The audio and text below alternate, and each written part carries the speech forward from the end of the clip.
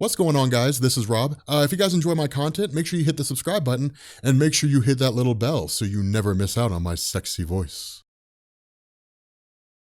Okay, so we are picking up with Doomsday Clock number 7. And this is actually kind of an interesting scenario here because what Geoff Johns does in this story is he messes with us. He really kind of toys with us a little bit, and it's actually pretty cool. It's kind of cool to see him mess with things a bit. So what this does is this picks up with the Green Lantern of Alan Scott. Now, for those of you guys who don't know, of course, this is really kind of where we left off in the last Doomsday Clock story. And Geoff Johns picking up with this actually offers some pretty intriguing things. So the first thing I want to do here is I want to talk about something called the Justice Society of America. Back in the 1940s, when you had like Gardner Fox and those guys who were really kind of creating, DC characters and teams, the Justice Society of America was the first team that DC had. They were the predecessors to the Justice League. That's one of the big misconceptions that a lot of non-comic book readers have, is that the Justice League was the first big team. Not at all. The JSA were really like small-time characters. You had like, the original Flash, Jay Garrick, the original Green Lantern, Alan Scott, Hawkman, different people like that. I think the Spectre was part of it at one point. Maybe it was Dr. Fate. And then you got into 1960 with Justice League, which gave us kind of like the second iteration of the JSA, but with a more popular team. Now, because of the fact that the original JSA for the 1940s in real time, the original JSA existed on Earth 2, which was a different universe, when DC got rid of the multiverse, what they did is they came back and they said, actually, the JSA were World War II superheroes. And so by the time Batman and Superman and Wonder Woman and Aquaman, by the time they'd risen to prominence and became superheroes in the modern era, the JSA had basically retired. Now, DC tried to come back and change that a little bit, but Geoff Johns is sort of bringing that back in.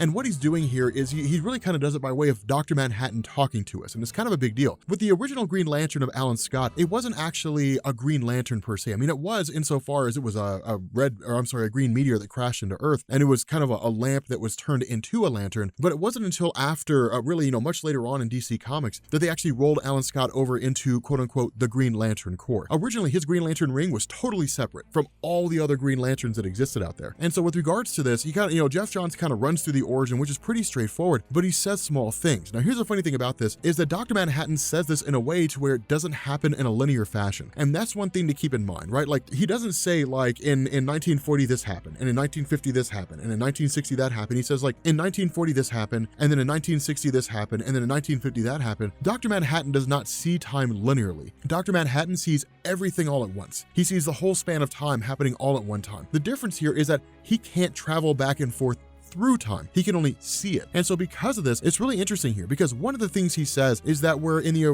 originally when Alan Scott was a railroad engineer and had come across the Green Lantern, the actual lantern itself, what Dr. Manhattan did is he moved it so that Alan Scott never came across it. And that's kind of a big deal because what this means is that because Dr. Manhattan cannot travel through time, but because Dr. Manhattan affected the ability for Alan Scott to become the Green Lantern, it means Dr. Manhattan had to have been there in that moment when that happened. And so it's kind of interesting here because this seems to go and seems to really indicate that Dr. Manhattan was responsible for the creation of the DC universe. But what Geoff Johns is going to do here in a little bit is kind of say, actually, he's not. And that's kind of the funny thing about this. And so what we end up doing here is picking up with like Saturn Girl and with Johnny Thunder and with Rorschach and with Ozymandias. Again, they're all basically trying to track down Dr. Manhattan. That's the real big thing that they're looking for here. And it's kind of an interesting scenario because what we've also been seeing kind of going on in the background is this scenario where it's like the Superman conspiracy, right? That like superheroes are engineered by the federal government, which is why so many superheroes operate inside the United States because it's kind of a government mandated initiative and so on and so forth. Now, the other thing about this is that in the original Watchmen comics, what you had was a character called Bubastis that was created by Ozymandias. And it was just kind of like his attempt to create life, more or less. But following the death of that original Bubastis and his attempt to like destroy Dr. Manhattan, what ended up happening is that Ozymandias created a new version. But instead of this just being Bubastis, what it is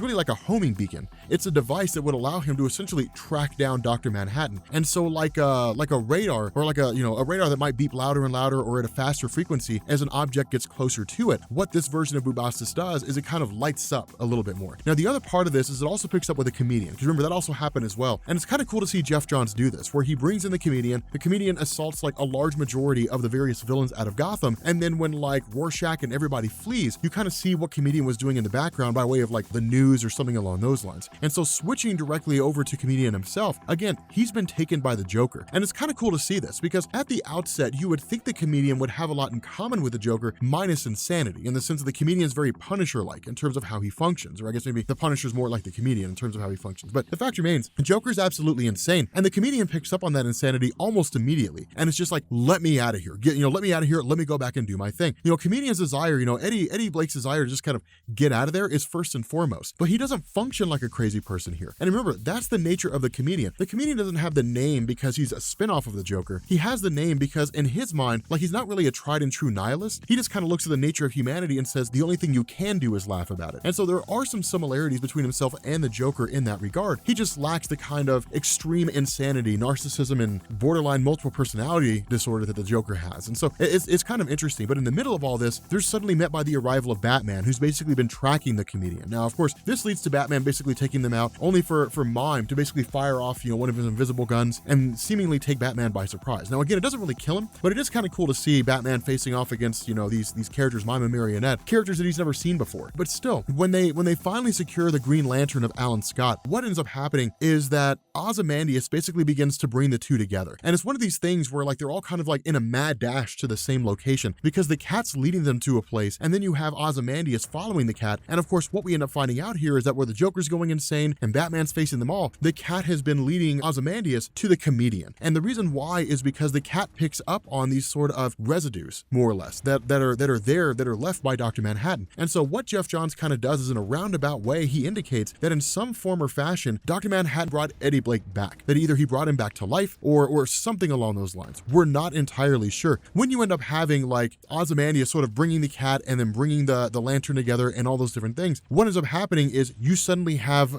essentially Dr. Manhattan who manifests himself. And it's kind of crazy because the way that Geoff Johns does this is it almost seemed for an instant that, like, Dr. Manhattan was pretending to be the comedian. But then, of course, when Manhattan's there, you have the comedian sitting in a chair, so of course that wasn't really the case. But it's kind of crazy because Manhattan, the response of Ozymandias is, we need to talk. Now, at the outset, Batman's response is, I know who you are. And it'd have been kind of cool to see a little more of an interaction between the two of them. But again, Geoff Johns is a slow build. He's a slow burn when it comes to writing. And so you're never really going to see like a 4-issue arc where things just pop off. If given the opportunity, Geoff Johns seems to always deviate towards telling a longer story that's more thought out, that has a lot more dialogue and a lot more plot building to it, which is one of the things that makes him an excellent writer, one of the best comic book writers to ever live. And so Dr. Manhattan grabs them all and just kind of whisks them away, out to what seems like the middle of nowhere. And the response is, let's talk. Let's see what it is that you have to say. And where Ozymandias says, look, the actual Watchmen world is in shambles. You have to come back and fix things. Dr. Manhattan's response is, no, I'm not going to. And this is where Geoff Johns kind of says that Manhattan didn't really create the DC universe, or at least it seems to be that case, when he says, I left that world for a reason and I came to this world. And so the statement really seems to indicate Dr. Manhattan came to the DC universe after the DC universe had already come into existence. Now, we don't know how early he got here. Dr. Manhattan kind of sees time in a non-linear way. And so where we would look at it from the perspective of, well, Dr. Manhattan got here like 60 years ago, from his perspective, he was just here. And so the way he talks here, that's really kind of the tools and the clues that Geoff Johns leaves to us to determine whether or not Manhattan created everything. And saying things like, I was at this point in time, I saw these things take place, it all kind of seems as though Dr. Manhattan got here before superheroes came into existence, but after the formation of the DC universe. So it's kind of a funny thing because when he starts talking to Marionette, when the statement's made, I chose to spare you, not because I thought you were a great person or you deserved it, but because you were pregnant and I saw what your child would go on to do. We know that from her origin story in the earlier videos. And so when the question is asked, well, what's my child going to do? Manhattan responds by saying, well, which one? And then, oh, that's right. You don't see time the same way I do. You're pregnant right now. Now, it's kind of interesting the way that Johns writes the character of Manhattan. He does a great job doing it, but it's very, very difficult for writers to mirror the style of another writer identical. And when you look at the old Alan Moore writing of The Watchmen, the way he wrote Manhattan was very disconnected. But when you look at Manhattan here, there's a hint of anger. It seems like he's kind of irritated or angry with people. The other half of this is that you end up having like Rorschach, who's talking about, Ozymandias and saying Ozymandias has cancer, and Manhattan says, no, he doesn't. And that's when Ozymandias drops this big truth bomb and says, no, I never had cancer. When he's talking to Reggie, the new Rorschach, he says, no, I never had cancer. I said that because I I needed you. And this is really, really, really important. At